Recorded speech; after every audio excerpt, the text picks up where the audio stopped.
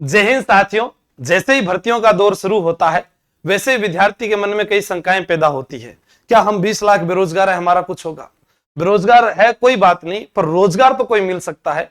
क्या मुझे पढ़ाई करने से ही रोजगार मिलेगा, या मैं कोई स्किल्स सीखूं तो भी मेरा घर चल सकता है? एक अच्छा व्यक्ति अपने परिवार को कैसे खुश रख सकता है, या अच्छी लड़की जो है वो अपने परिवार को कैसे आगे ले जा सकती है, या आने वाला भविष्य लड़कों का कैसा होगा, लड़की का कैसा होगा, इसके ऊपर जो हम बहुत ज्यादा चिंतित रहते हैं कि हमारे घर में गृह क्लेश है, कोई मुझसे खुश नहीं है, पत्नी नाराज है, बच्चे जो है उनके स्कूल की फीस नहीं होगी। क्या आज के जीवन को देखकर पढ़ना है? क्या नहीं। प्रत्येक व्यक्ति जवानी में अच्छे से जी सकता है, लेकिन अगर अच्छे लंबे समय तक, जैसे मान लो कि 40-45 साल बाद में आज आपके पिता की माता की क्या हालात हैं, आप वो जीवन अपना कल्पना करके देखिए कि आगे हमारे साथ क्या होगा। उसके लिए पढ़ना होता है। और पढ़ाई के लिए फिर क्या सुबह क्या शाम? भाई आपके घर में कोई घड़ी है जो बंद पड़ी है, वो भी तो दिन में 2 बार सही समय बताती है। नहीं नहीं सर, पढ़ाई के लिए सुबह शाम का टाइम होना चाहिए। चलो मुझे बताओ, जो असफल हुए और जो सफल हुए उनको अलग से टाइम मिलता है क्या? कि सफल वालों को 38 घंटे मिलते थे, असफल वालों को 24 घंटे मिलते? नहीं नहीं। तो फिर वो ऐसा क्या करते हैं कि 6 महीने 1 साल में वो इतनी बड़ी ग्रोथ कर जाते हैं कि वो आगे चले जाते हैं। मान लीजिए आज अपने किसी खिलाड़ी की बात करें या किसी पार्टी की बात करें, वो अचानक से उभर कर आ जाती है, या कोई हीरो जो अचानक फिल्म में आता है स्टार बन जाता है, या कोई कॉमेडियन या कोई टीचर, कोई भी हो कि अचानक से दिलों पर राज करता है। या घोड़ा जिस दिन रेस जीतता है, क्या उसी दिन चने खाता है, या उसकी पहले की मेहनत होती है? आइए बात करते हैं पढ़ाई कब करनी चाहिए। सुबह रात में जान लिया तो फिर आपका सिलेक्शन पक्का है। सिलेक्शन तो पता नहीं। एक लड़का जो नौकरी लगता है तो उसके माता पिता, पत्नी, बच्चे, भाई बहन सभी सुखी रहेंगे। अगर यहीं पर वो नौकरी नहीं लगता और अच्छा उसके पास इनकम नहीं है तो क्या होगा? जैसे वो पत्नी के लिए साड़ी लाया तो मां बोलेगी बेटा मेरे लिए नहीं लाया। बच्चों की अगर सही समय पर स्कूल की फीस नहीं भर पाया तो वो खुद भी कामयाब नहीं हुआ, बच्चे भी नहीं पढ़ पाएंगे। फिर भाई बहन की शादी करने की जिम्मेदारी भी उसकी, जो रिश्तेदार आएंगे बुआ वगैरह उनका भात भरने की जिम्मेदारी उसकी। अब मान लीजिए कि ये लड़का जो है, उसकी पत्नी, मान लीजिए इधर ये लड़की है जो इस लड़के की पत्नी है, ये अपने पीहर गई और पीहर से इसके माँ बाप ने इसको 2 या 4 साड़ियां दे दी और कहा जा। सासू जी को आकर दिखाई, ननद को आकर दिखाई, जेठानी को आकर दिखाई, 5 साड़ी ले आई हूं मैं मारा पीर सू। सासू जी बोली चोखो भाई मार खातर भी कोई भेज जाओ सी। हाँ थार खातर एक कब्जा की पीस 100 रुपया, ननद खातर 50 रुपया, जेठानी जी का पग दबाई का 50 रुपया भेजिए हमारी माँ। अच्छा थार कर नहीं राख ले, मतलब ये पिसाई कर, मतलब आपकी बेटी ने 5 साड़ी दे दी, मार खातर तो कुछ भेजी को नहीं। अब अगर ये लड़की नौकरी लगी हो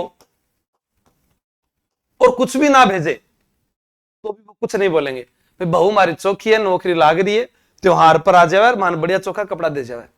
अब अगर इस ननद ने भाभी वाली साड़ी मांग ली ना तो फिर झगड़ा, वो देते हुए भी नाराज, ये तो खुशी खुशी से ले ले। मान लीजिए कि इनकी शादी हो गई, ये अपने बच्चे के साथ, पति के साथ अपने घर पर आए, भाभी जी मैं तो छुट्टियां में आ रहा हूं। फिर भाभी जी क्या बोलेगी? भाई जी आजकल तो थारो भाई साहब बीमार रहे, बच्चे काम धंधो भी बढ़िया कौन चल रहे हो, और काम धंधा नहीं चल रहा है, बीमार रह रहे, मारी भी कद कमर दुख जाए, कद थारा भतीजा की तबीयत खराब हो जाए। फिर लास्ट में बोलेगी चलो शाम को भाई जी थान कपड़ा दुआर लिया वहां। अब वो बहन कैसे कपड़े लेगी, क्योंकि पहले भाभी ने कह दिया पैसे ही नहीं आ रहे हैं, चाहे आ रहे होंगे तो भी वो नहीं आएंगे। तो कारण है कि अगर आप शिक्षित होते हैं, आपके पास अच्छा रोजगार होता है, तो आप अपने पूरे परिवार को खुशी खुशी जो है रख सकते हैं। अगर आपके पास पैसे होंगे तो बच्चों के लिए कपड़े ले जाओगे, चॉकलेट ले जाओगे, त्योहारों पर अच्छी चीजें ला कर दोगे, माँ बाप को खुश रखोगे, आपके नौकरी से हॉस्पिटल का सारा खर्चा बच जाता है, समाज में इज्जत बनती है, एक दूसरे रिश्तेदार बताते हैं ये हमारा भाई है, ये हमारी बहू है, ये हमारी बहन है। उसलिए पढ़ना है। टाइम का तो बताया नहीं। एक किताब जब तक याद करके नहीं सुना दो तब तक वही पढ़ते रहो। हमारी कमजोरी क्या है? घना मामा गो बाण जो हमेशा भूखो रेवे। हम नई नई किताब लाते हैं, पढ़ते हैं कि नहीं है? ब्रूस ली ने कहा था कि मैं एक किक की 1000 बार प्रैक्टिस करता हूं, 1000 किक की बार बार प्रैक्टिस नहीं करता।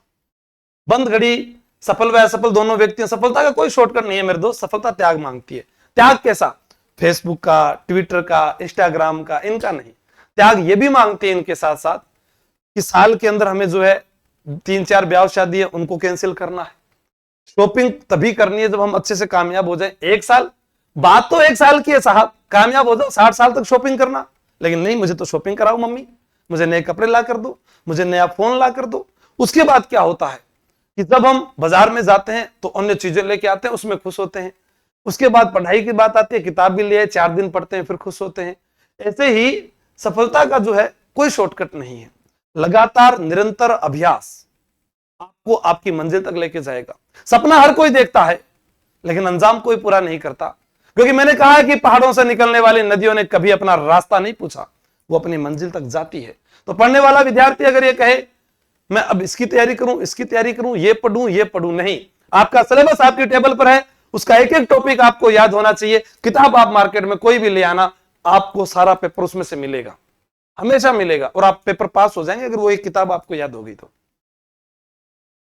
सोना बाबूर सब त्याग करना पड़ेगा। जब आप नया मोबाइल लाते हैं तो कितनी बार चलाते हैं, हर फोल्डर हर चीज को चेक करते हैं। बाइक लेकर आते हैं तो पूरी गली में गेड़े मारते हैं, आगे पीछे गियर लगाना, साफ सफाई रखना। कार लेकर आते हैं तो म्यूजिक चलाना, घूमना, दोस्तों के साथ मस्ती करना। पर ये किताब लेकर आते हैं, इसको किसी के साथ बात ही नहीं करते, खुद लेकर आए, खुद ही पढ़ी, रख दी।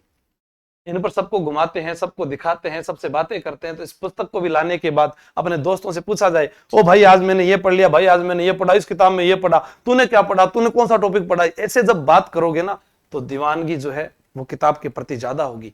ये आपके जीवन में बाद में भी आ सकती है, लेकिन ये वापस मौका नहीं आएगा, क्योंकि उम्र आपकी जैसे जैसे बढ़ेगी कंपटीशन में आप वैसे वैसे बाहर होते जाओगे। तनाव मुक्त व्यक्ति वो है जिसके घर में सुख शांति है, कोई गृह क्लेश नहीं है।